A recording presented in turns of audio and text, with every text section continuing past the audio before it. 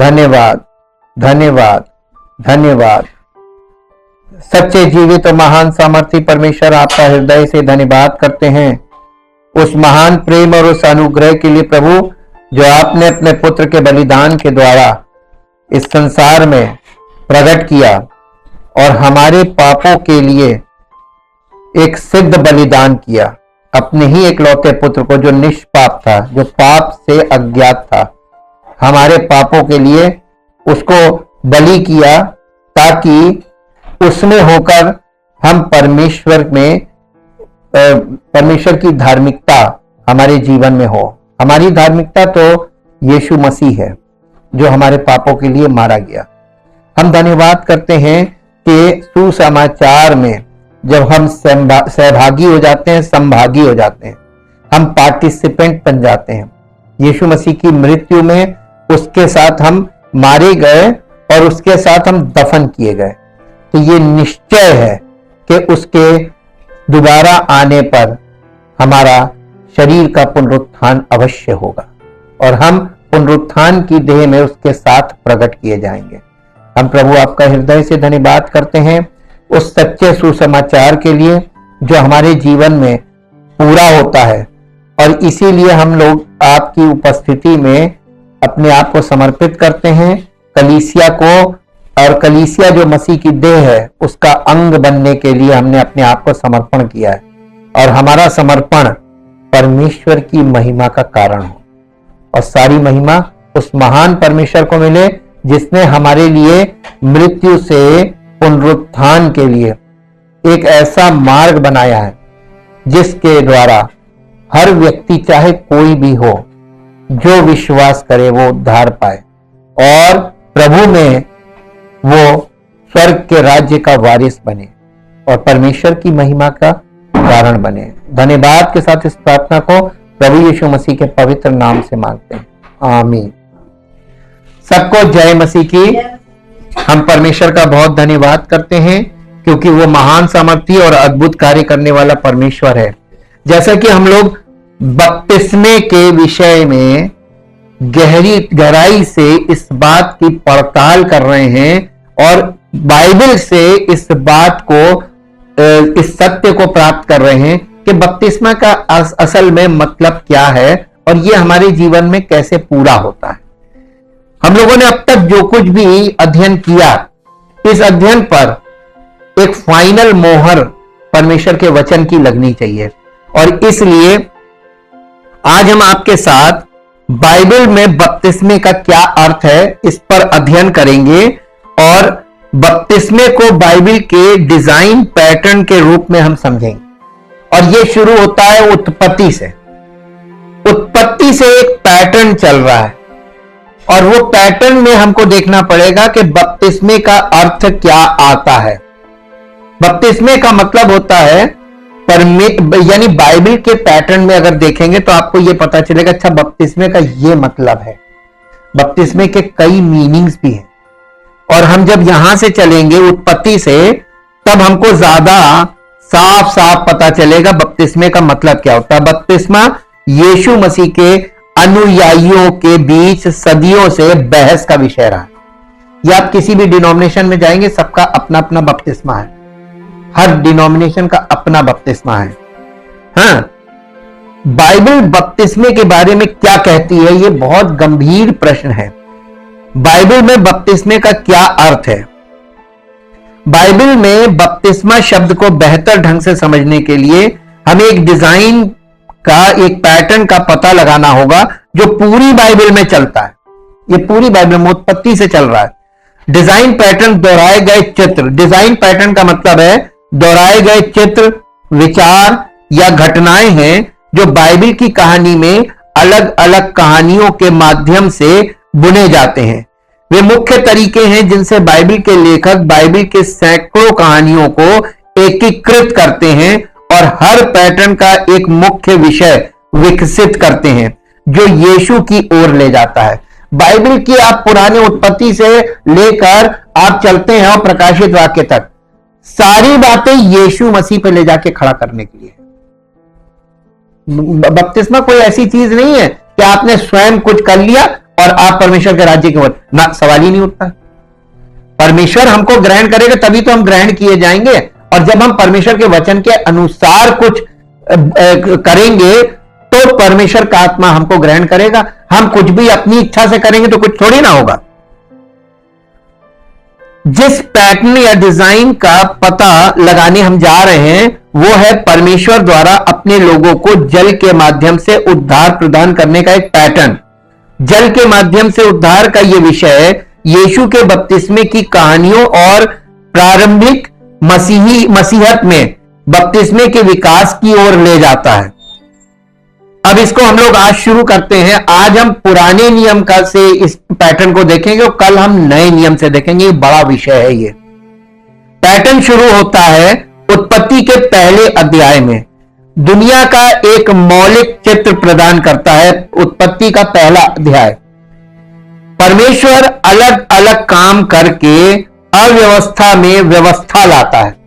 जब परमेश्वर ने सृष्टि का आरंभ किया, यानी सृष्टि की रचना का आरंभ किया, तो सृष्टि में क्या थी? अव्यवस्था।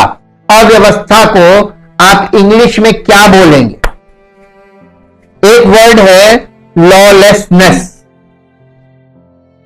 लॉलेसनेस जो आज आपको दिखाई देती है हर जगह। आप जाइए, आप सड़क पे चलिए, ट्रैफिक का कोई रूल है आज? लॉलेसनेस, कोई व्यवस्था नहीं। जिसका जिधर मन कर रहा उधर ही चल, सब सही है अपनी जगह, सब सही है। कौन उस पर कार्रवाई कौन करेगा? कोई करने वाला है? इसीलिए तो अव्यवस्था फैल गई। No rule, no law and order, ये अव्यवस्था है। लेकिन इसका एक सिंगल वर्ड भी है, हमेशा याद रखिएगा उस सिंगल वर्ड को, क्योंकि हम लोग इसी सीरीज में उस वर्ड पर पहुंच जाएंगे, और वो है chaos. CHAOS, chaos, chaotic stage. ये एक ऐसी मानसिकता है, अव्यवस्था वाली मानसिकता, कि किसी चीज को कहीं से भी कुछ भी कर लो। अब मसीह में लोग आरंभ से, यानी जब आप किसी चीज को ज्वाइन करते हैं, उसका पहला कदम पूरा करते हैं और उसमें जुड़ जाते हैं, तब आप उसमें बढ़ते हैं, अगर बने रहते हैं तो। पहले प्रारंभिक कलीसिया में, पहली सदी की कलीसिया जो यीशु मसीह के प्रेरितों के द्वारा शुरू हुई थी, उस कलीसिया की खास बात थी कि वो प्रेरित प्रभु को समर्पित थे और पवित्र आत्मा के वश में थे। उन्होंने लोगों से कोई शारीरिक क्रिया करने को नहीं बोला। पहली सदी की कलीसिया में प्रेरित प्रार्थना करते थे, लोग प्रार्थना नहीं करते थे। जो लोग कलीसिया में आते थे वो प्रार्थना नहीं करते थे, प्रार्थना प्रेरित करते थे। आज देख लीजिए आप, आज के मसीही क्या कर रहे हैं? सब अपनी प्रार्थना कर रहे हैं, सब अपनी प्रार्थना कर रहे हैं, और सबके अंदर एक गलत धारणा बैठ गई कि हम प्रार्थना करेंगे हो जाएगा। नहीं होगा, बाइबल नहीं बोलती। बाइबल में कहीं भी नहीं लिखा। यीशु मसीह ने, जब यीशु मसीह के चेले यीशु मसीह के साथ थे, फिर आपको थोड़ा पीछे ले जाते हैं। यीशु मसीह के चेले जब यीशु मसीह के साथ थे तो यीशु मसीह दिन भर प्रार्थना नहीं करता था। अब पूरा चारों गॉस्पेल पढ़ लीजिए, मत्ती, मरकुस, लूका, यूहन्ना, आपको यीशु मसीह दिन में क्या करता दिखाई देता है? दिन भर वो क्या करता था? जॉब करता था? नहीं। जॉब करता था? नौकरी? नहीं। तो उसका खर्चा कैसे चलता था? आजकल के लोग सोचते हैं अगर हम कमाएंगे नहीं तो खा नहीं पाएंगे। परमेश्वर के पुत्र ने हमको एक एग्जाम्पल दिया है। अगर आप परमेश्वर के बच्चे हैं तो आपको भूखा रहने नहीं देगा। यीशु मसीह ने अपनी जिंदगी से एक बहुत बड़ा एग्जाम्पल दिया कि यीशु मसीह कोई जॉब नहीं करता था। उसने इस जमीन पर कोई नौकरी नहीं करी, ना तो उसने खेती करी, ना बिजनेस किया, ना नौकरी की। वो अपने पिता की इच्छा पूरी करने के लिए आया और केवल उसी पे केंद्रित रहा कि मैं अपने भेजने वाली की इच्छा पूरी करने आया हूं। That's all. उसके बाद, उसके आगे उसके पास कोई इफ एंड बट था नहीं, और वो लोगों के बीच में रहा। एक वर्ष निकाल के पढ़िए, उसके जीवन को टोटल सम अप करते हैं यूहन्ना रचित सुसमाचार उसका पहला अध्याय। यूहन्ना रचित सुसमाचार उसका पहला अध्याय उसका 14 पद पढ़ेंगे, यूहन्ना रचित सुसमाचार पहला अध्याय 14 पद। और वचन देहधारी हुआ और अनुग्रह और सच्चाई से परिपूर्ण होकर हमारे बीच में डेरा किया। इस पृथ्वी पर उसने सब लोगों के बीच में डेरा किया, यानी रहा। हाँ, और हमने उसकी, ये बाइबल गवाही दे रही है, हमने उसकी ऐसी महिमा देखी जैसे पिता के इकलौते की महिमा, कि यानी परमेश्वर का एक ही लड़का बेटा है जो केवल यीशु मसीह है। लोग उसकी जिंदगी को देखते थे, कहते यार परमेश्वर का सच्चा पुत्र तो यही है। क्या देखते थे उसमें? वो आंधी पानी को डांट देता था, वो हुक्म मान लेते थे, वो जिसको जो बोल देता था हो जाता था। ये किसकी महिमा थी? तो यहां से देख के आपको कुछ लाइट नहीं मिली कि उसने कोई स्पेशल कोई अनुष्ठान कर लिया या उसने कुछ ऐसा प्राप्त कर लिया, नहीं। परमेश्वर ने उसको अपना पुत्र के रूप में प्रकट किया, गॉड हिमसेल्फ।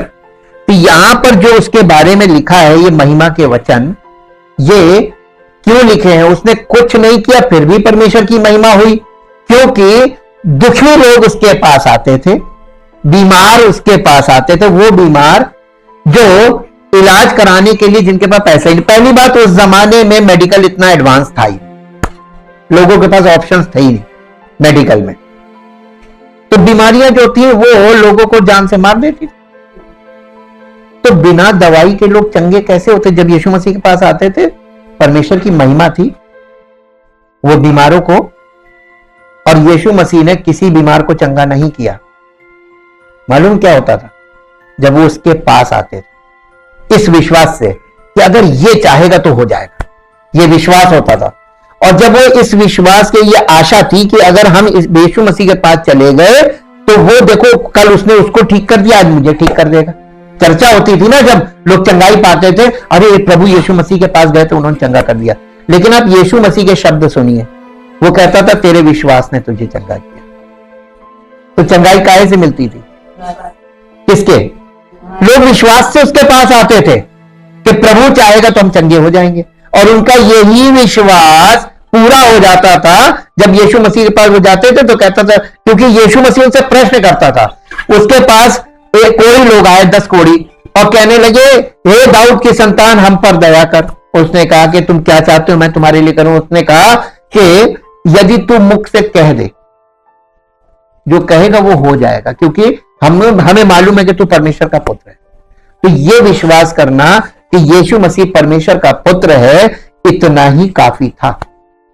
और वो कहता था अगर तुम ये विश्वास करते हो तो जाओ तुम्हारे विश्वास के अनुसार हो।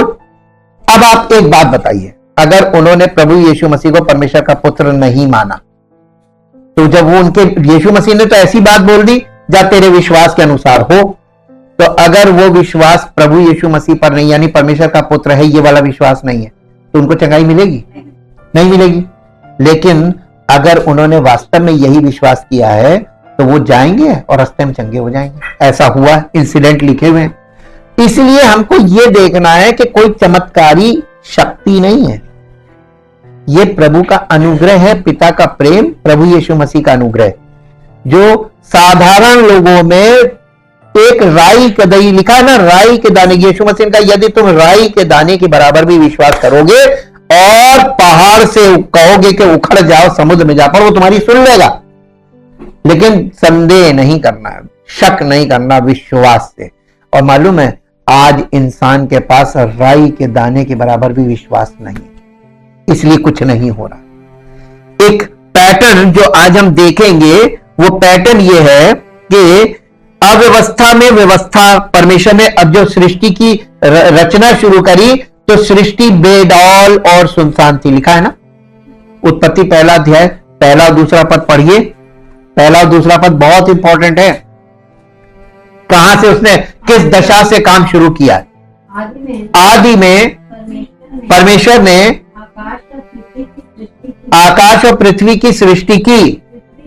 पृथ्वी बेडौल और सुनसान पड़ी हुई थी और गहरे जल के ऊपर अंधियारा था, तथा परमेश्वर का आत्मा जल के ऊपर मंडराता जल के ऊपर मंडराता था। बस अब देखिए यहां पर इसी को हम लोग आज देखेंगे कि परमेश्वर का आत्मा जो जल के ऊपर मंडरा रहा था, ये जंगली और बंजर, इसको हिब्रू वर्ड में लिखा हुआ है तोहू वा वोहू। हिब्रू में यहां पर लिखा हुआ है, जहां ये लिखा है ना पृथ्वी बेडौल और सुनसान थी, वहां पर हिब्रू वर्ड लिखा है तोहू वा वोहू। तोहू वा वोहू का मतलब है कि आत्मा, ये जंगली बंजर और के अंधेरे ब्रह्मांडीय जल पर मंडराती है, जो जीवन और मानव समुदायों को असंभव बनाता है।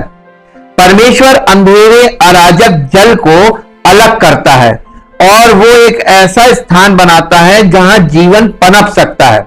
उत्पत्ति का 1 और 2 हम लोगों ने अभी जो पढ़ा, गहरे जल के ऊपर परमेश्वर का आत्मा, अंधियारा था और उसके ऊपर आत्मा, अंधेरे के ऊपर परमेश्वर का आत्मा मंडरा रहा था। ठीक, ये दशा थी। परमेश्वर का कार्य अलग करने के कई कार्यों से शुरू होता है।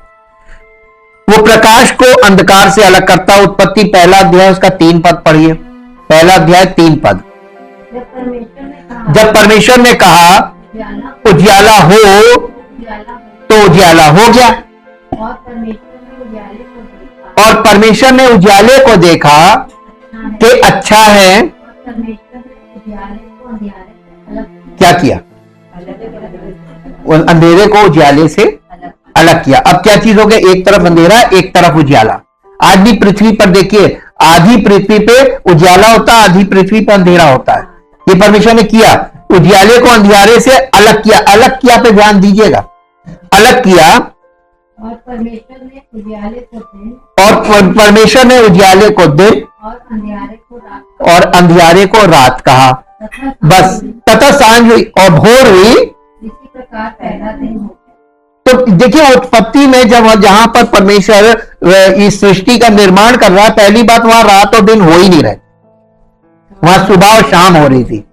रात और दिन कहां से शुरू है? उत्पत्ति 8 अध्याय के 22 पद में घर में जाके पढ़िएगा, वहां पर लिखा है जल प्रलय के बाद जब पृथ्वी ने घूमना शुरू किया तब रात और दिन शुरू हुए। और यहां पर उत्पत्ति 1 अध्याय में रात और दिन नहीं, सुबह और शाम है। इसीलिए यहूदी लोगों का जो दिन होता है वो सूर्यास्त और सूर्योदय से शुरू होता है, सूर्यास्त तक चलता है। यानी सूरज उगने से उनका दिन शुरू होता है और सूरज डूबने पर उनका दिन खत्म हो जाता है। ये उनका हिब्रू तरीका है। ऊपर के अब देखिए परमेश्वर ने ऊपर के पानी को नीचे के पानी से अलग किया। 6 अध्याय 6 पद और 6, 7, 8 पद पढ़ लीजिए। 3 फिर परमेश्वर ने कहा जल के बीच एक ऐसा अंतर हो कि जल 2 भाग हो जाए। कि जल 2 भाग हो गया, पानी को 2 भाग किया। तब परमेश्वर ने एक अंतर बनाकर उसके नीचे के जल उसके ऊपर के जल को अलग अलग किया और वैसा ही हो गया। और परमेश्वर ने उस अंतर को आकाश का, तो ये आकाश क्या है? ये जल है, ये ऊपर का जल है आकाश। और नीचे का जल, नीचे के जल को क्या बोला? नहीं, ऊपर के जल को आकाश का। और नीचे के जल को, नीचे के जल को मालूम क्यों नहीं बताया? अब हम बताते हैं आपको। नीचे के जल को भी उसने 2 भाग किया जी। एक समुद्र है, समुद्र पानी तो है लेकिन उसमें जीवन नहीं है, उसमें नमक है, आप पी नहीं सकते। और इतनी बड़ी मानव जाति में, पूरी दुनिया में पीने के पानी की जो किल्लत है आज, वो इसीलिए है। ड्रिंकिंग वाटर की बहुत किल्लत है, अभी आपको मालूम नहीं है। पीने के पानी के लिए युद्ध हो रहे हैं। पीने का पानी कहां से आता है? किसी को नहीं मालूम कहां से आता है, हैं? ना, देखिए मीठा जल कहां से आ रहा? पहाड़ों से। सारी नदियों के उद्गम कहां है? पहाड़। सारी नदियां कहां से निकल रही है? तो जमीन के दो भाग पानी के हुए, एक समुद्र और एक नदी। समुद्र के किनारे आप बस जाइए, आप प्यासे मर जाएंगे, नदी चाहिए। और ये नदियां अपनी दौड़ शुरू करती है पहाड़ से और ये जाती हैं समुद्र में, ये डेड हो जाता पानी। तो देखिए, आप पानी का एक चक्र बनाया परमेश्वर ने, और जमीन के पानी को भी दो भाग किया, और ये दो भाग किया। परमेश्वर हर चीज को अलग अलग कर रहा है। ये उत्पत्ति पहला अध्याय बहुत ध्यान से पढ़िएगा, और आपको यहां पर बपतिस्मे का कॉन्सेप्ट यानी सिद्धांत आपको मिलेगा। बपतिस्मे का क्या सिद्धांत? और समुद्र को सूखी भूमि से पानी को एक साथ इकट्ठा करके अलग करता है। सूखी भूमि जिसमें अदन की वाटिका भी है, अव्यवस्थित जल से उभरती है। यानी ये सब कहां से ये जमीन आ रही है? अव्यवस्थित जल से। और यह अव्यवस्थित जल क्या है? जो आरंभ में अंधियारा था, गहरे जल के ऊपर परमेश्वर का आत्मा मंडरा। तो ये जो जल जिस पे अंधियारा था, ये अव्यवस्थित पानी है, और इसी के ऊपर जमीन आ गई। ठीक है, आप जमीन में ड्रिल करते हैं तो नीचे बोरिंग से पानी आता है ना, ये अव्यवस्थित पानी है। और बोरिंग का पानी भी खतरनाक है सेहत के लिए, उसका भी टेस्ट कराना पड़ता है कि उसमें क्या है। यह अव्यवस्थित जल से पृथ्वी जो जमीन है वो उभरती है। इन अव्यवस्थित जल से जीवन के स्थान को ऊपर लाकर परमेश्वर मानवता को एक नई दुनिया में लाता है। अब यहां पर देखिए, उत्पत्ति में जो कर रहा है, सेपरेशन कर रहा है ना, अलग अलग अलग अलग अलग अलग। पहली फर्स्ट क्रिएशन जो परमेश्वर ने, पिता ने सृष्टि बनाई, और यीशु मसीह क्या बना रहा है? नई सृष्टि, नई सृष्टि बना रहा है। अब आप मेरे साथ निकालिए लूका रचित सुसमाचार उसका 12 अध्याय, लूका रचित सुसमाचार उसका 12 अध्याय, और 12 अध्याय का 49, 50 और 51 तीन पद पढ़िएगा। ऊपर हेडिंग क्या है? यीशु मसीह के आने का फर्स्ट कमिंग की बात है। जब पहली बार वो आया पृथ्वी पर, उसके आने का परिणाम क्या, रिजल्ट क्या होगा जी? मैं पृथ्वी पर आग लगाने आया हूं, और क्या चाहता हूं कि केवल ये कि अभी सुलझ जाती। मुझे तो एक बपतिस्मा लेना है, और जब तक वो ना हो ले तब तक मैं कैसी व्यथा में रहूंगा जी। क्या तुम समझते हो कि मैं पृथ्वी पर मिलाप कराने आया हूं? मैं तुमसे कहता हूं कि नहीं, वरन अलग कराने आया हूं। और उसके बाद लिखा है, क्योंकि अब से एक घर में 5 जन आपस में विरोध रखेंगे, 3 से और 2 से 3, 3 से 2 और 2 से 3, ये अलग अलग हो जाएंगे। आज बताइए, हर घर में बाप बेटे हो, मियां बीबी हो, कोई भी हो, मतभेद है कि नहीं? अब आप उत्पत्ति 1 में देखिए, परमेश्वर अंधियारे और उजाले को अलग कर रहा है, ऊपर के पानी नीचे के पानी को अलग कर रहा है, नीचे के पानी को, खारे पानी को, मीठे पानी को अलग अलग कर रहा है। ये परमेश्वर अलग, और पानी से जमीन को अलग कर रहा है। ये क्रिएशन का काम है कि नहीं? तो जब हमारी जिंदगी में पवित्र आत्मा आता है तो हर अंधेरी चीज को वो अलग करके हमें उजियाले की तरफ ले जाता है। तो ये डिस्ट्रीब्यूशन का काम है ना, अलग करने का, सेपरेशन का। इसीलिए यीशु मसीह यहां पर कह रहा है, मैं तो अलग करने आया हूं, मैं तुमको संसार से अलग करने आया हूं, मैं तुमको सारी गलत हरकतों से अलग करने आया हूं, तुम्हें गंदी आदतों से अलग करने आया हूं। ये सब अलग करने का काम है कि नहीं है? और यही काम हम लोगों को पसंद नहीं है, क्योंकि दर्द होता है।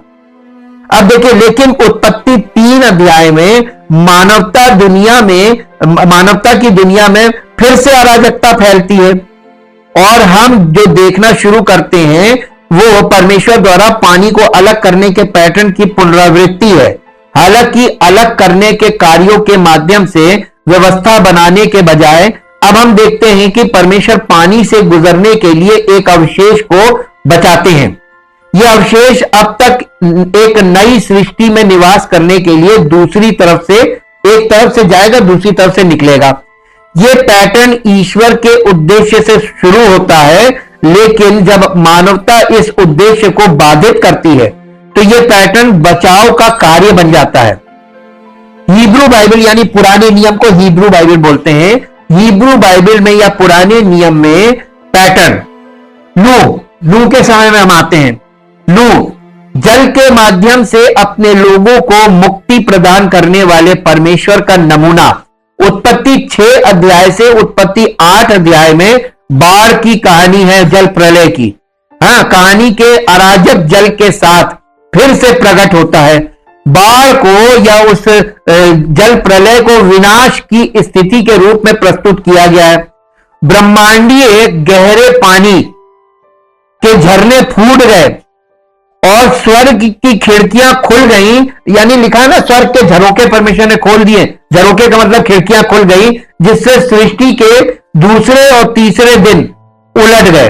उत्पत्ति 7 अध्याय उसका 11 पद पढ़िए। 7 अध्याय का 11 पद।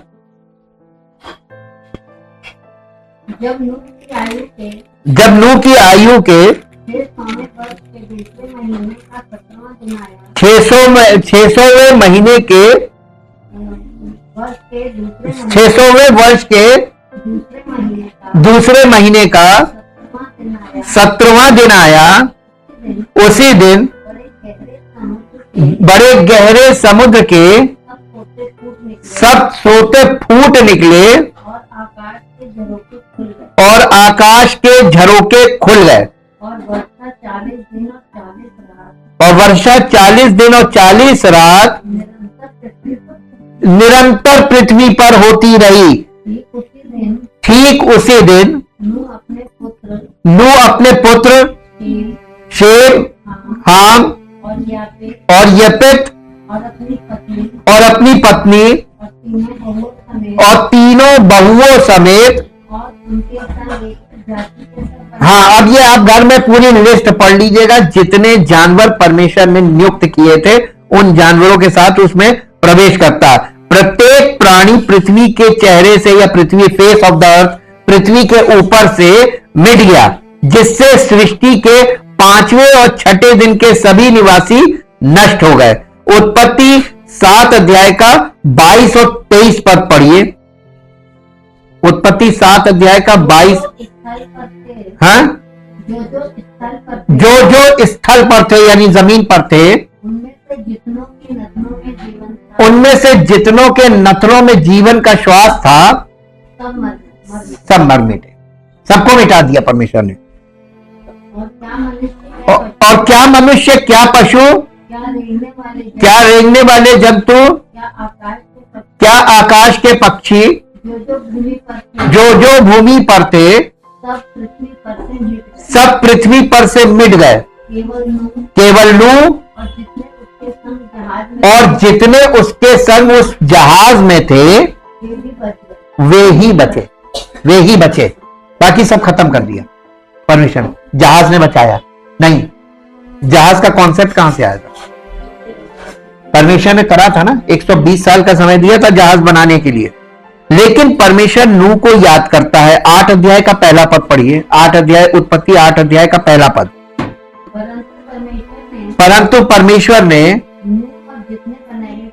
नूह और जितने बनैले पशु और घरेलू पशु उसके संग जहाज में थे, उन सबों की सुधि ली। और परमेश्वर ने पृथ्वी पर पवन बहाई और जल घटने लगा और गहरे समुद्र के सोते और आकाश के झरोके बंद हो गए। परमेश्वर ने जब बंद किया सब बंद हो गया और वो बचे हुए लोगों को बचाता है। नूह और उसका परिवार पानी के माध्यम से, नूह और उसका परिवार अशांत पानी से बच जाता है और एक नई सृष्टि में मानवता का 2.0 शुरू होता है। तो ये रिक्रिएशन कहां से शुरू हुआ? आदम से चले और नूह तक आते आते सब खत्म कर दिया, केवल नूह के परिवार को बचाया। हाँ, ये लोग सूखी भूमि पर कदम रखते हैं वहां जहाज से निकल के। फिर उसके बाद आता है मूसा। हम लोग फास्ट चलेंगे, अब मूसा पे आते हैं।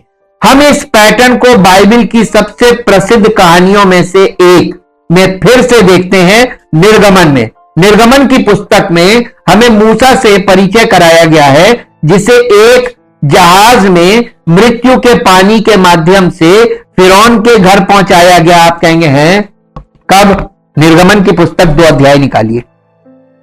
निर्गमन की पुस्तक 2 अध्याय देखिए, मूसा का जन्म लिखा है।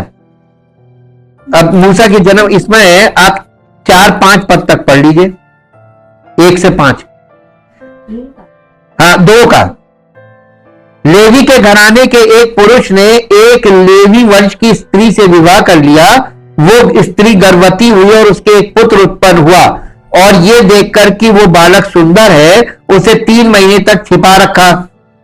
जब वो उसे और छिपा न सकी, तब उसके लिए सरकंडों की एक टोकरी लेकर उस पर चिकनी मिट्टी और राल लगाई और उसमें बालक को रखकर नील नदी के किनारे कांसों के बीच छोड़ आई। उस बालक की बहन दूर खड़ी रही कि देखे उसका क्या हाल होगा। तब फिरौन की बेटी नहाने के लिए नदी के किनारे आई। उसकी सखियां नदी के किनारे किनारे टहलने लगी। तब उसने कांसों के बीच टोकरी को देखकर अपनी दासी को उसे ले आने के लिए भेजा। अब ये किसके पास आ गई? फिरौन की बेटी के पास आ गया। ये बच्चा था, और इसके लिए जो टोकरी, ये जहाज, जैसे नूह का जहाज, और नूह के जहाज में भी पानी। देखिए, पानी से लोग मर रहे हैं और पानी इसको बचा रहा है, लोगों को मार रहा है। एक ही टाइम में दोनों काम हो रहे हैं। उसी पानी से लोग मर रहे हैं, उसी पानी से बचा रहा है नूह को। वैसे ही देखिए, ये नदी में बहने के लिए छोड़ दिया कि मर जाएगा, और उसकी बहन छिप कर देख रही थी। लेकिन परमेश्वर मृत्यु नहीं, वो हमें नए जीवन की ओर ले जाता है। उसको, उस हिब्रू बच्चे को सुरक्षित अगर कहीं रखना था तो वो राजा का घर था, क्योंकि राजा की आज्ञा थी कि इब्रानियों के जितने भी बच्चे हैं यहूदी, सब बच्चों को, लड़कियों को मार दो। और इस बच्चे को उसके मां बाप छिपा नहीं पाए, सोचा कि जब पता चलेगा तो मार दिया जाएगा हमारी आंखों के सामने, से अच्छा इसको बहा दो। उन्होंने उसको वही पानी का जहाज बनाया, छोटी सी टोकरी, ये भी जहाज को दिखाता, और उसमें लिटा दिया। बहन छिपकर देख रही, और वो फिरौन की बेटी नहाने आई, उसने उसको उठा लिया। वो फिरौन की बेटी का बेटा कहलाया। कैसे? फिरौन के घर में पहुंचा दिया, राजमहल में पहुंचा दिया, पानी के द्वारा। यहां पे भी पानी आ रहा है। अब आप यहां पर देखिए कि परमेश्वर पानी का इस्तेमाल कैसे कर रहा है। यहां पर केवल यहां और नूह की कहानी में देखिए, हिब्रू शब्द तावा, जिसे जहाज लिखा है ना, जहाज नहीं, इसका हिब्रू वर्ड है तावा, का उपयोग केवल यहां नूह के और मूसा के जो टोकरी है इसके लिए किया गया, और नूह के जहाज के लिए किया गया। ये 2 जगहों पर हिब्रू शब्द तावा का इस्तेमाल किया गया है। और कहानी में बाद में परमेश्वर ने अब्राहम के परिवार के साथ अपनी वाचा को याद किया, और मूसा को, इस्राएल को, अपने पुत्र को मिस्र की गुलामी से छुड़ाने के लिए नियुक्त किया। निर्गमन 4 अध्याय उसका 22 और 23 पद पढ़िए। निर्गमन 4 अध्याय उसका 22 और 23 पद यहां इस प्रकार से लिखा हुआ है।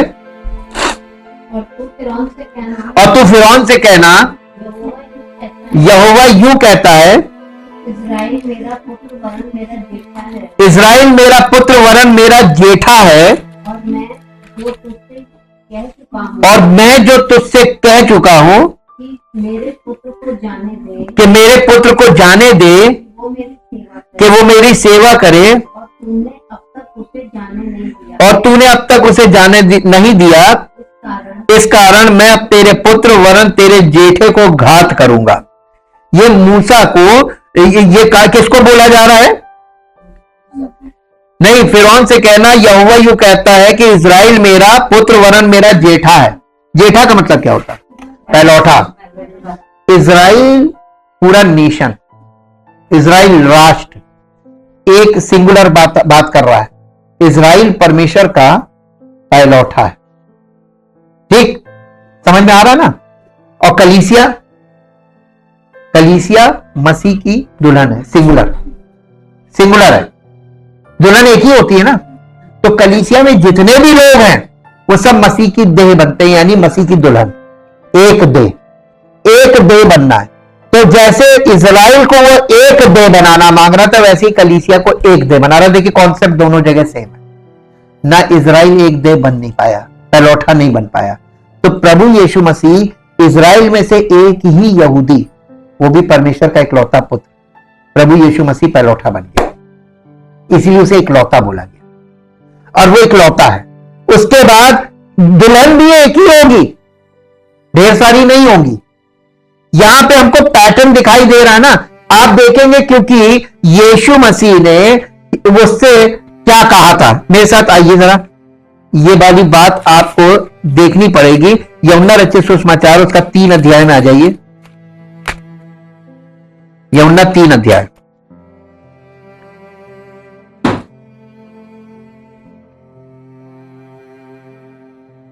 इसका 5 पद पढ़िए। यूहन्ना 3:5। यीशु ने उत्तर दिया, मैं तुझसे सच सच कहता हूं, जब तक कोई मनुष्य जल और आत्मा से ना जन्मे तो वो परमेश्वर के राज्य में प्रवेश नहीं कर सकता। यहां पर यीशु मसीह बात किससे कर रहा था? निकोदेमुस से। वो यहूदी था ना, यहूदियों का हेड था ना, उनसे उन्हीं की भाषा में बात कर रहा था। यहां पे क्या आ रहा है? नए सिरे से जन्म पहले बताया, उसकी समझ में नहीं आया, तब उसको उसकी भाषा में बात की कि जल और आत्मा से जन्म, जल और आत्मा से जन्म। ये जल और आत्मा से जन्म, जो इसमें जल आ रहा है और आत्मा भी है, इसका जन्म, तो ये एक प्रकार के बैप्टिज्म की बात कर रहा है, ठीक है। और यहां पर हम ये देखते हैं कि परमेश्वर ने जब इनको बुलाया मिस्र से, यानी मिस्र फिरौन के घर से इसको बुलाया मूसा को कि आओ, अब मैं तुमसे अपनी सेवा लूंगा। क्योंकि मिस्र के राजा के घर में इसको किसने भेजा था? हैं? किसने इसको? परमेश्वर ने भेजा था। तो परमेश्वर ने एक उद्देश्य से भेजा था ना, कि वहां पर इसको कोई मृत्यु नहीं मिलेगी, ये मरेगा नहीं, ये जिंदा रहेगा, और फिर ये राजकुमार बन जाएगा। और राजकुमार बन जाएगा तो फिर राजा के घर में मजे करेगा। नहीं, उसने कहा ना, अब तुम आ जाओ। तो एक ऐसा इंसिडेंट हुआ कि उस इंसिडेंट से उसको निकाल दिया और परमेश्वर ने उसको वापस लेके आया। फिर वो जंगल में भटका। ठीक, आगे की बातें हम लोगों ने आधी देखी, पढ़ी है, आधी स्टडी की, आधी और करेंगे। अब यहां पर ये देखिए कि कहानी में बाद में परमेश्वर ने अब्राहम के परिवार के साथ अपनी वाचा को याद किया और मूसा को, इजराइल को, अपने पुत्र को मिस्र की गुलामी से छुड़ाने के लिए, मूसा को यहां पर क्या बोला गया है? इजराइल का पुत्र मूसा को बोला गया। यीशु मसीह को क्या बोला गया था? परमेश्वर का पुत्र। और ये जैसे मूसा मिस्र में गया था मृत्यु से बचने के लिए, अब मैं आपको दिखाता हूं यीशु मसीह के साथ सेम एग्जैक्टली वही हुआ था। मत्ती रचित सुसमाचार, मत्ती रचित सुसमाचार, जब हम इधर आते हैं तो यीशु मसीह यहां पर लिखा है ना, यीशु का जन्म, उसके बाद 2 अध्याय, मत्ती 2 अध्याय उसका 13 पद पढ़िए, बल्कि 2 अध्याय का पहले 12 पद पढ़िए, फिर 13।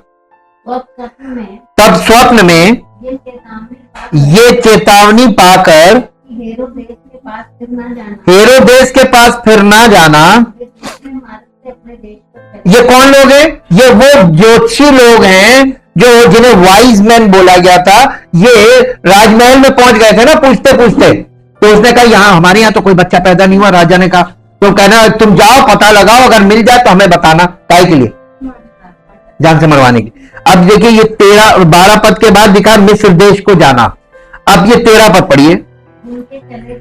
उनके चले जाने के बाद प्रभु के एक दूत ने स्वप्न में यूसुफ को दिखाई देकर कहा, उठ उस बालक को और उसकी माता को लेकर मिस्र देश को भाग जाओ, और जब तक मैं तुझसे ना कहूं तब तक वहीं रहना, क्योंकि हेरोदेस इस बालक को ढूंढने पर है कि उसे मरवा डाले। यहां पे किसने बताया यीशु मसीह को जब वो बालक था? नहीं, परमेश्वर करता है। सरदूत को कभी मत पकड़िएगा। तो मेन कौन है? सोर्स पे जाया कीजिए। आज कलीसिया में लोग सब कुछ रिसोर्स पे पकड़ रहे। पास्टर कुछ नहीं आपको दे सकता। आपको अगर बचाना होगा, परमेश्वर आपको सही व्यक्ति के पास लेके जाएगा। इसके पास जाओ और सच से काम हो जाएगा आपकी जिंदगी में। और वैसे आप सारी जिंदगी टांग पकड़ के खड़े रहिए, कुछ नहीं होगा। यहां पे देखिए, जो मूसा के साथ हुआ था उसे मिस्र में राजा के घर में भेज दिया। यहां से यीशु मसीह को मिस्र में भेज दिया क्योंकि राजा यहां मरवा रहा था। तो जो कुछ वहां हो रहा है वही एग्जैक्टली यहां हो रहा है कि नहीं हो रहा है। और इसीलिए नए नियम में जब आप आगे बढ़ते इब्रानियों में तो यीशु और मूसा, यीशु और मूसा, यीशु और मूसा कंपैरिजन चल रहा है ना। तो आप पुराने नियम नए नियम को दो व्यक्तियों में पूरा होता हुआ देख रहे हैं, मूसा और यीशु। और इसलिए यहां पर यह चीज दिख रही है कि परमेश्वर अपने चुने हुए लोगों को लाल समुद्र के पानी से होकर सूखी भूमि पर ले जाकर मिस्र से बचाता है। यहां भी पानी में से निकाला, पानी से बचाया, मृत्यु से बचाया। तो पानी को, समुद्र को पार करा दिया, वो भी उसमें गोता लगा के नहीं, उसने समुद्र के बीच से रास्ता बनाया, सूखा रास्ता। और इसे कहा गया मूसा का बपतिस्मा। ये बपतिस्मा ही तो कहलाया था। निर्गमन 14 अध्याय का 16 पद पढ़ लीजिए। निर्गमन 14 अध्याय 16 पद जी। और तू अपनी लाठी उठाकर अपना हाथ समुद्र के ऊपर बढ़ा और वो दो भाग हो जाएगा। ये परमेश्वर ने मूसा से ये नहीं कहा था कि तू अपनी लाठी को समुद्र के ऊपर बढ़ाकर उसे दो भाग कर, ये नहीं बोला था, कुछ करने को नहीं बोला था, हुक्म मानना था ना। क्या हुक्म मानना था? लाठी को यूं ही तो करना था, इतना ही से तो था। और देखिए तो आप कहेंगे अरे क्या मूर्ख था, ले ये कर दी। और जैसे उसने ऐसा किया वैसे परमेश्वर ने लिखा है। आगे पढ़िए क्या लिखा है। तब इस्राएली समुद्र के बीच होकर जमीन पर चल के गए, सूखी जमीन पर। कैसे? मूसा को परमेश्वर ने कुछ कहा था, मूसा ने हुक्म माना और लिखा रात भर प्रचंड पुरवाई चली, यानी इतनी माइटी विंड्स, इंग्लिश में लिखा माइटी विंड्स चली और उसने समुद्र को दो भाग किया। परमेश्वर काम करता प्रकृति के द्वारा, ठीक, और हुक्म मानने से काम करता है। ये हम लोगों को पता चल रहा है। यही बैप्टिज्म था कि मूसा परमेश्वर की आज्ञा मान रहा था और सारे इस्राएली मूसा की अगुवाई में चल रहे। अगर परमेश्वर को डांटना तो किसको डांटेगा? मूसा को। तो मूसा को डांटेगा, मूसा को करेक्ट करेगा, और मूसा को करेक्ट करेगा तो जैसे मूसा चलेगा वैसे ही तो इजरायली चलेंगे ना। तो इजरायलियों का काम क्या था? सिर्फ मूसा के पीछे चलना। तो मूसा उसके बीच से निकल के गया और ये सब उसके पीछे पीछे निकल के गए। और एक खूबी देखिए, उसी लाल समुद्र में फिरौन की सेना भी इनके पीछे घुस गई, ये सोच के कि ये लोग उस पार निकलेंगे तो हम उस पार जाके इनको मारेंगे, रथों घोड़ों को। और जब आखिरी यहूदी पार हुआ है, मूसा सबसे लास्ट में, मूसा पहले गया, मूसा जैसी घुसा है तो पानी फटता चला गया और मूसा आगे बढ़ता चला गया और लाल समुद्र के दूसरे किनारे पर मूसा जाके खड़ा हो गया और सारे लोगों को कहने लगा अब आप निकलिए, अब आप निकलिए, अब आप निकलिए, अब आप निकलिए। जब आखिरी व्यक्ति निकला है, मूसा ने फिर से राठी यूं की है और समुद्र, और मूसा को हुक्म कौन दे रहा था? मूसा से उसने कहा अपनी लाठी फिर से समुद्र की ओर कर, और वो वापस पानी को यूं किया, सारी फिरौन की सेना उसी में मिटा दी। काम कौन कर रहा था? हुक्म कौन दे रहा था? और मूसा क्या कर रहा था? सिर्फ हुक्म मान रहा था। और सारे इजरायली किसके पीछे चल रहे थे? एक व्यक्ति के द्वारा परमेश्वर एक राष्ट्र को बचा सकता है। ये कॉन्सेप्ट आपने देखा, इसी को बैप्टिज्म कहते हैं। बैप्टिज्म का मतलब एक व्यक्ति के अनुयायी एक व्यक्ति के द्वारा निकाल दिए, मूसा के द्वारा।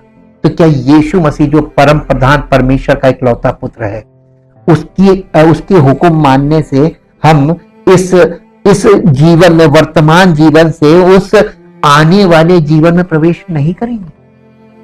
यही बैप्टिज्म का पैटर्न है। ये एक पैटर्न चल रहा है और इसमें पानी कहीं टच नहीं हो रहा, लेकिन पानी है।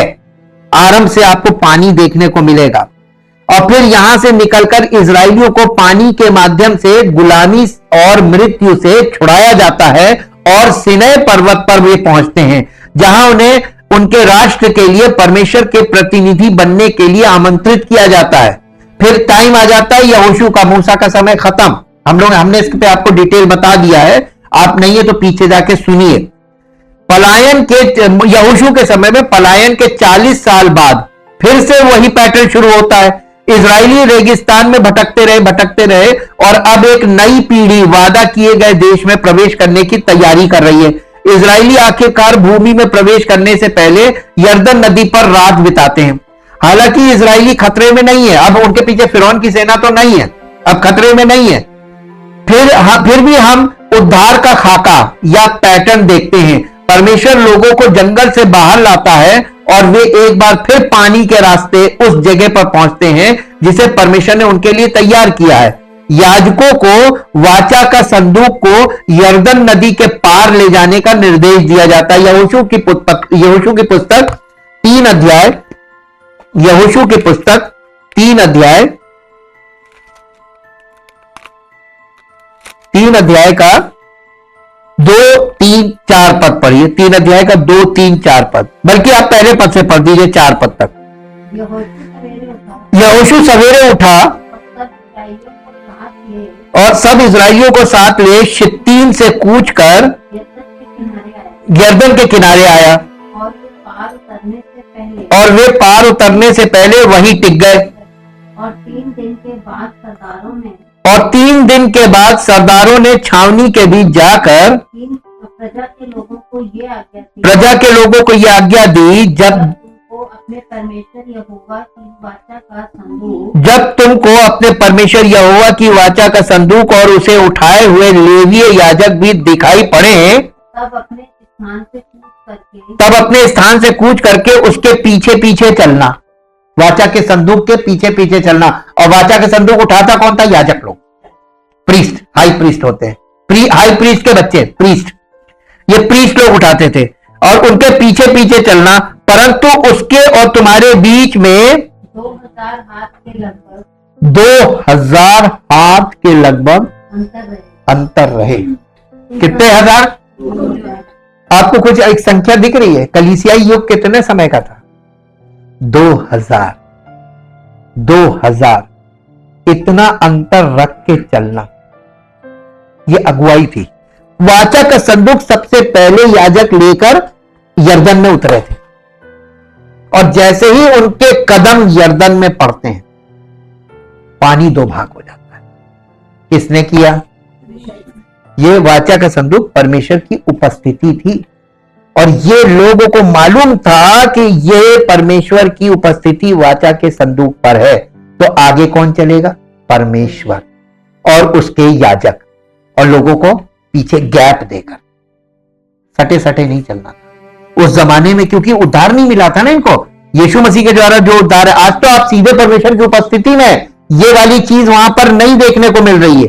ये एक पैटर्न मिल रहा है। याजकों के प्रतिनिधि के रूप में वे पहले पानी में प्रवेश करते हैं और जो उनके लिए सच है ये बाकी लोगों के लिए भी सच हो जाता है जो उनके पीछे आते हैं। जैसे ही याजकों के पैर नदी को छूते हैं, यरदन का पानी एक ढेर में खड़ा हो जाता है और इजरायली सूखी जमीन पर नदी पार करते हैं।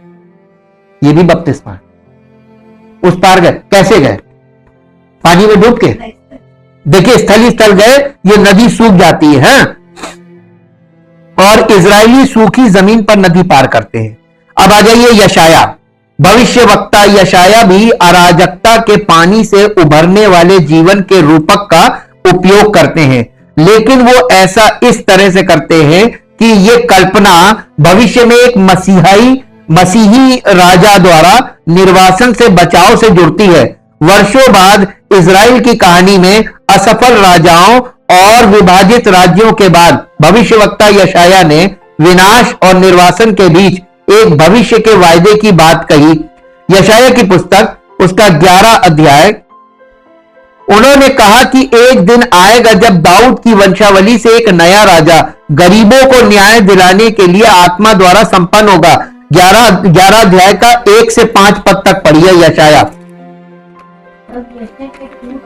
तब यिशै के ठूंठ में से एक डाली फूट निकलेगी और उसकी जड़ में से एक शाखा निकलकर फलवंत होगी। यहोवा का आत्मा, बुद्धि और समझ का आत्मा, युक्ति और पराक्रम का आत्मा और ज्ञान और यहोवा के भय का आत्मा उस पर ठहरा रहेगा और उसको यहोवा का भय सुगंध सा भाएगा। वो मुंह देखा न्याय ना करेगा, ना अपने कानों के सुनने के अनुसार निर्णय करेगा, परंतु वो कंगालों का न्याय धर्म से और पृथ्वी के नम्र लोगों का निर्णय खराई से करेगा, और वो पृथ्वी को अपने वचन के सोंटे से मारेगा, और अपने फूंक के झोंके से वो दुष्ट को मिटा डालेगा, और उसकी कटी का फेटा धर्म और उसकी कमर का फेटा सच्चाई होगी। यानी उसके पास ये धर्म और सच्चाई के ये पावर्स होंगी उसके पास। और ये कौन है? ये प्रभु यीशु मसीह है, ये मैसियानिक प्रोफेसी है। और ये पैटर्न पद 10 में भी दिखाई देता है। 10वां पद पढ़ दीजिए इसी का, 11 का 10 पद। उस समय यिशै की जड़ देश देश के लोगों के लिए एक झंडा होगी, सब राज्यों के लोग उसे ढूंढेंगे और उसका विश्राम स्थान तेजोमय होगा। ये बिल्कुल सही है। आज देखिए यही है जहां हम पढ़ते हैं कि यिशै की जड़ देश देश के लोगों के लिए एक झंडा बनेगी और जाति जाति के लोग उसे ढूंढेंगे और उसका विश्राम स्थान महिमामय होगा। ये छवि दाऊद के वंश से एक राजा मसीहा की है, एक जड़ जो किसी तरह खड़ी है और जिसकी ओर सभी राष्ट्र बढ़ रहे हैं।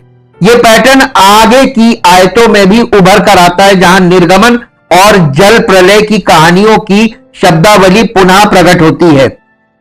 और ये उस दिन होगा जब प्रभु फिर से अपने भुजबल का उपयोग करके अपने लोगों के बचे हुए लोगों को खरीदेगा, जो अश्शूर, मिस्र, पत्रोस, कूश, एलाम, बेबीलोन और समुद्र के द्वीपों में रह गए। और वो राष्ट्रों के लिए एक झंडा उठाएगा और इजराइल के बिखरे हुए लोगों को इकट्ठा करेगा, और वो यहूदा के बिखरे हुए लोगों को फिर से इकट्ठा करेगा, और उसके लोगों के बचे हुए लोगों को के लिए जो अश्शूर से बचे हुए हैं के लिए एक राजमार्ग होगा, जैसा कि इजराइल के लिए उस दिन था जब वो मिस्र की भूमि से आया था। ये 11 अध्याय का 11 और 12 पद है जो हमने आपके बीच पढ़ा है। उस समय प्रभु अपना हाथ दूसरी बार बढ़ाकर बचे हुओं को, जो उसकी प्रजा के रह गए हैं, अश्शूर से, मिस्र से, पत्रोस से, कूश से, एलाम से, शिनार से, हमात से और समुद्र के द्वीपों से मोल लेकर छुड़ाएगा। वो जाति जाति के लिए झंडा खड़ा करके इजराइल के सब निकाले हुओं को और यहूदा के सब बिखरे हुओं को पृथ्वी की चारों दिशाओं से इकट्ठा करेगा। अब ये कर तो रहा है, कलीसिया में यही तो कर रहा है। जो चीज भविष्यवाणी लिखी है, मैसियानिक प्रोफेसी बोलते हैं इसको, प्रभु ने अपने भुजबल का प्रयोग किया। एक ऐसा वाक्यांश है जिसे पहले भी इजराइल के लिए परमेश्वर द्वारा अपनी शक्ति के प्रयोग का वर्णन करने के लिए देखा गया है। विशेष रूप से निर्गमन की कहानी में व्यवस्था विवरण 26 अध्याय, व्यवस्था विवरण 26 अध्याय, 26 अध्याय और 26 अध्याय का 8 पद पढ़िए।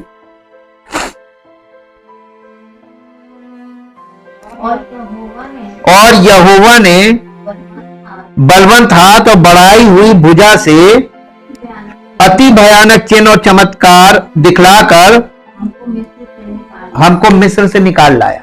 ये देखिए उसका भुजबल प्रकट हुआ, उसके हाथ की शक्ति प्रकट हुई। यशाया एक नए निर्गमन और एक नए अवशेष का संकेत दे रहा है। शेष शब्द नूह की कहानी को याद दिलाता है। नूह और उसका परिवार अराजक जल के बीच तैरते हुए बचाए गए अवशेष हैं।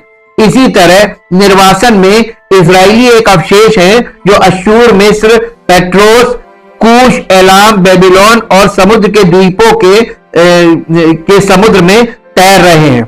ये सभी राष्ट्र अराजक जल की तरह हैं।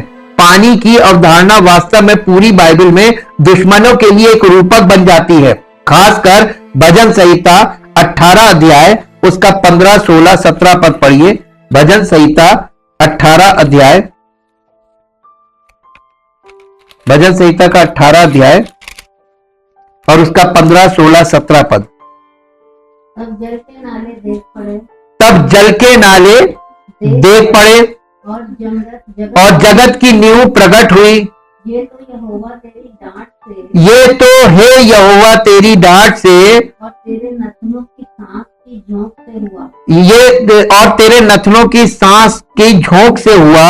इसने तुझ पर से हाथ बढ़ा उसने ऊपर से हाथ बढ़ाकर मुझे थाम लिया और गहरे जल में से खींच और गहरे जल में से खींच लिया। उसने मेरे बलवंत शत्रु से शत्रु से और उनसे जो मुझसे घृणा करते थे मुझे छुड़ाया, क्योंकि वे अधिक सामर्थी थे। देखिए परमेश्वर कैसे खींच के निकालता है। पानी के जरिए बचाव की बाइबल की गूंज यशाया की किताब में जारी है। परमेश्वर अपने हाथ का इस्तेमाल करके करेगा, जैसा कि निर्गमन में राष्ट्रों के लिए एक झंडा उठाने के लिए दाऊद की वंशावली से राजा और बचे हुए लोग राष्ट्रों के बीच से निकलकर पानी से होकर आएंगे और बचे हुए लोगों के लिए एक सुरक्षित मार्ग होगा। ठीक वैसे ही जैसे उस दिन इजराइल के लिए था जब वे मिस्र की भूमि से बाहर आए थे। यशाया इस कहानी का उपयोग एक समान तरीके से यह कहने के लिए कर रहा है कि परमेश्वर अपने बिखरे हुए इजराइल राष्ट्र को राष्ट्रों के बीच निर्वासन के अराजक जल से बचाएगा। बचे हुए लोगों को निर्वासन से बचाया जाएगा। वे उद्धार का एक नया गीत गाएंगे। यशाया 12 अध्याय और उसका 2 पद पढ़िए।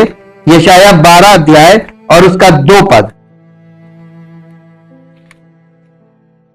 यशाया 12 मेरा उद्धार है। परमेश्वर मेरा उद्धार परमेश्वर मेरा उद्धार है, मैं भरोसा मैं भरोसा रखूंगा और ना थरथराऊंगा, प्रभु यहोवा मेरा बल क्योंकि प्रभु यहोवा मेरा बल और मेरे भजन का विषय और मेरा उद्धार करता हो गया है। अब इसी के साथ साथ निर्गमन 15 अध्याय और उसका 2 पद पढ़िए। यहोवा मेरा बल यहोवा मेरा बल और भजन का विषय और भजन का विषय है और वही मेरा उद्धार और वही मेरा उद्धार भी ठहरा है। मेरा परमेश्वर वही मेरा परमेश्वर वही है, मैं उसी की स्तुति करूंगा। मैं उसके लिए निवास स्थान बनाऊंगा। मैं उसके लिए निवास स्थान बनाऊंगा। ये पुराने नियम में निवास स्थान बनाना था, नए नियम में वो पवित्र आत्मा के द्वारा हमारे इस शरीर को पवित्र आत्मा का मंदिर बनाता और हमारे भीतरी मनुष्य को अपना निवास स्थान बना, वो खुद बनाएगा। वहां पे हम पुराने नियम में वो बनवाता था फिजिकली, यहाँ स्पिरिचुअली वो खुद बनाएगा। कल हम यही पाठ शुरू करेंगे और नए नियम में इस पैटर्न को देखेंगे। जीवित तो महान सामर्थी परमेश्वर, हम आपका दिल से धन्यवाद करते हैं आपके पवित्र वचन बाइबल के लिए, जो प्रभु ऐसी पुस्तक है अगर पवित्र आत्मा इसे ना समझाए, पवित्र आत्मा इसकी बातों को ना खोल कर बताए, प्रभु इसको कोई नहीं समझ सकता। इसीलिए प्रभु आज आपस में लोग इतने खराब संबंध बना के रखे, क्योंकि एक पुस्तक को तो सब लोग लेकर खड़े हैं, लेकिन उस पुस्तक की बातों में मतभेद लेकर खड़े हैं और आपस में प्रेम के बजाय एक दूसरे के साथ मतभेद लेकर खड़े हैं। हाँ प्रभु, लेकिन पवित्र आत्मा हमारे बीच में परमेश्वर की आत्मा में हम सबको एक करना चाहता है, हमें एक मत और एक आत्मा बनाना चाहता है, ताकि हम उस प्रभु की महिमा के योग्य हों जिसने हमें अपने बलिदान के द्वारा खरीदा है, उस कीमती लहू से, जिस लहू के द्वारा हम सबका उद्धार है। प्रभु, आपका उद्देश्य केवल इतना है कि हर एक व्यक्ति जो यीशु मसीह के पास आए वो मसीह के लहू के द्वारा उद्धार प्राप्त करे और परमेश्वर की संतान बन जाए और परमेश्वर का वारिस बन जाए, यीशु मसीह का संगी वारिस बन जाए। और इस पृथ्वी पर जैसे यीशु मसीह लोगों की भलाई के काम करता था, वैसे ही मसीही लोग हम भलाई के काम करें, जिससे परमेश्वर की महिमा हो। धन्यवाद करते प्रभु, इस प्रार्थना को आपके इकलौते पुत्र यीशु मसीह के नाम से मांगते हैं, आमीन। Praise the Lord. परमेश्वर आशीष।